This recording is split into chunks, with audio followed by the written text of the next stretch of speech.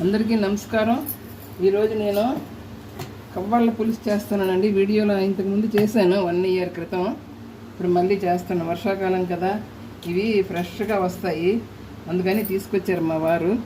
ఈ కవ్వాళ్ళన్నీ క్లీన్ చేసి పసుపు, కొద్దిగా కారం, ఉప్పు కలిపేసి మ్యారినేట్ చేసి పెట్టాను.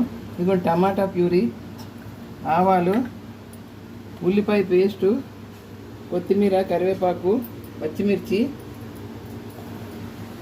ఇంకా కడాయి పెట్టాను, వేడెక్కింది.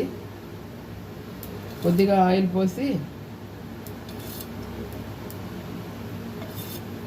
చేపల పులుసు కదా, కొంచెం ఎక్కువ ఆయిలే పడుతుందండి.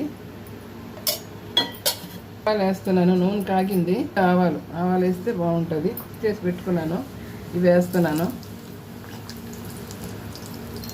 ఇదిగోండి ఉల్లిపాయలు మిక్సీ పెట్టాను కదా, పేస్ట్ వేగిపోయిందండి, కలర్ మారింది. చూడండి, కడాయి వదిలేసింది. ఇప్పుడు టమాటా ప్యూరీ వేసేస్తున్నాను.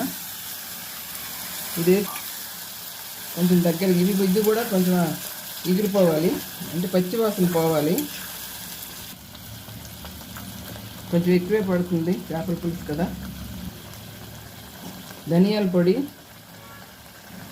మసాలా, చింతపండు పులుసు కొద్దిగా వేస్తున్నాను. మరుగుతుంది పులుసులో ఈ కవ్వాల చేపలు వేస్తాను.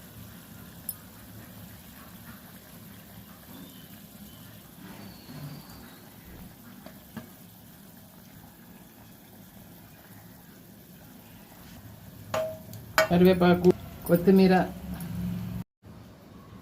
ఇదిగో చేపల పులుసు రెడీ.